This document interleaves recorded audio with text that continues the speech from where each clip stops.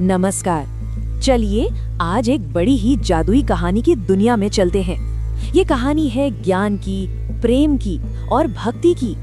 एक ऐसी कहानी जो एक बहुत ही खूबसूरत हरे भरे पहाड़ की गोद में बसी हुई है।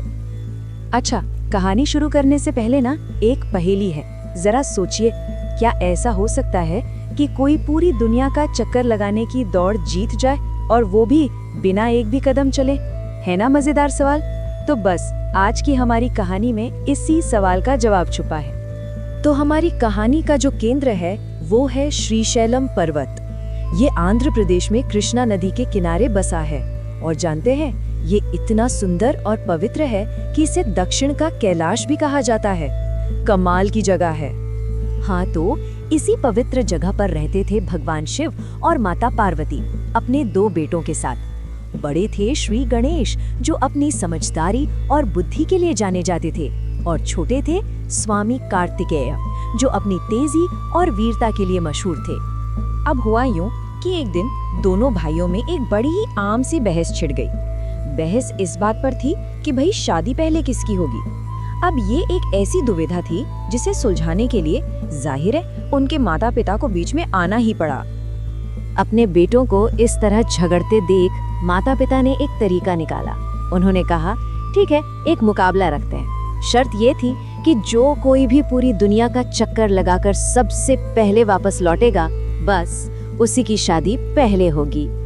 ये सुनते ही स्वामी कार्तिकेय तो भाई फिर से अपने तेज तर्रार मोर पर बैठे और निकल पड़े दुनिया का चक्कर लगाने। लेकिन गणेश जी का क्या, उनका शरीर भारी और सवारी एक नन्हा सा चूहा। सच कहें तो इस दौड़ में उनका जीतना तो लगभग नामुमकिन सा लग रहा था। तो एक तरफ तो कार्तिकेय जी पूरी रफ्तार से आगे बढ़ रहे थे और दूसरी तरफ गणेश जी वो बिल्कुल शांत खड़े होकर सोच रहे थे। वो जानते थे कि ये दौड़ ताकत से नहीं बल्कि अक्ल से ही जीती जा सकती है। मगर सवाल तो वही था कि आखिर गणेश जी करते तो क्या करते। उनकी सवारी तो बहुत ही धीमी थी। सोचना ये था कि वो इस मुश्किल को पार कैसे करेंगे। तो चलिए अब देखते हैं कि अपनी तेज बुद्धि के लिए मशहूर गणेश जी ने आखिर किया क्या। तो देखिए, गणेश जी ने एक बहुत ही आसान लेकिन उतना ही गहरा उपाय निकाला। वो सीधे अपने माता पिता के पास गए, उन्हें प्रणाम किया और बस उनके चारों ओर 7 बार घूम लिए, मतलब परिक्रमा कर ली। और जैसे ही परिक्रमा पूरी हुई, उन्होंने ऐलान कर दिया, मेरी यात्रा पूरी हुई। पर ये कैसे हुआ? असल में शास्त्रों में कहा गया है कि अपने माता पिता की पूजा करना और उनकी परिक्रमा करना पूरी पृथ्वी की परिक्रमा करने जैसा ही है। गणेश जी के लिए तो उनके माता पिता ही उनकी पूरी दुनिया थे और बस यही था उनकी जीत का असली राज। उनके इस अद्भुत ज्ञान और भक्ति को देखकर भगवान शिव और माता पार्वती इतने खुश हुए कि उन्होंने गणेश जी को ही विजेता घोषित कर दिया।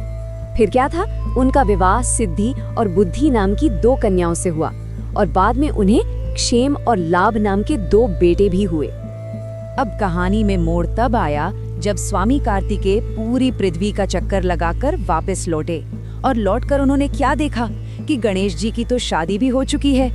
ये देखकर वो बहुत बहुत निराश हुए और नाराज होकर गुस्से में क्रौंच पर्वत पर चले गए। अब अपने बेटे का दुख देखकर माता पिता का दिल भी दुखी हो गया।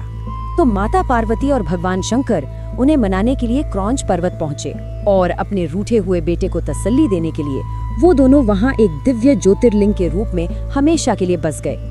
अच्छा, इस ज्योतिर्लिंग का नाम मल्लिकार्जुन कैसे पड़ा, ये भी बड़ा दिलचस्प है। देखिए, मल्लिका का मतलब होता है चमेली का फूल और अर्जुन भगवान शिव का ही एक नाम है। तो हुआ ये कि इस ज्योतिर्लिंग की सबसे पहले पूजा चमेली के फूलों से की गई थी और बस इसी वजह से भगवान शिव के इस रूप का नाम पड़ा मल्लिकार्जुन, जो आज भारत के 12 ज्योतिर्लिंगों में से एक है। वैसे इस पवित्र जगह के बारे में एक और कहानी भी सुनाई जाती है।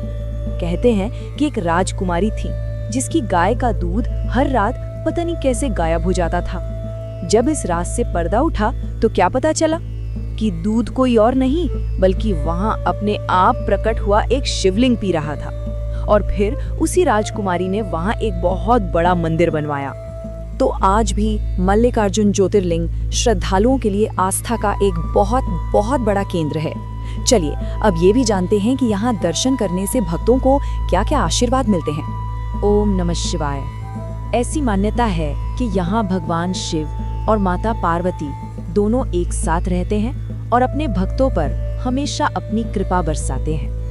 कहते हैं कि जो भी सच्चे मन से मल्लिकार्जुन ज्योतिर्लिंग के दर्शन और पूजा अर्चना करते हैं, उनकी सभी अच्छी इच्छाएं पूरी होती हैं। भगवान शिव के लिए उनका प्यार और भी गहरा हो जाता है और वो जीवन की सभी परेशानियों और मुश्किलों से आजाद हो जाते हैं। तो ये कहानी हमें सिखाती है कि सच्चा ज्ञान और प्यार किसी भी दौड़ को जिता सकता है ना? तो चलिए आज एक पल के लिए रुकते हैं और सोचते हैं कि गणेश जी की तरह हम अपने परिवार के लिए ऐसा कौन सा एक छोटा सा पर समझदारी और प्यार भरा काम कर सकते हैं।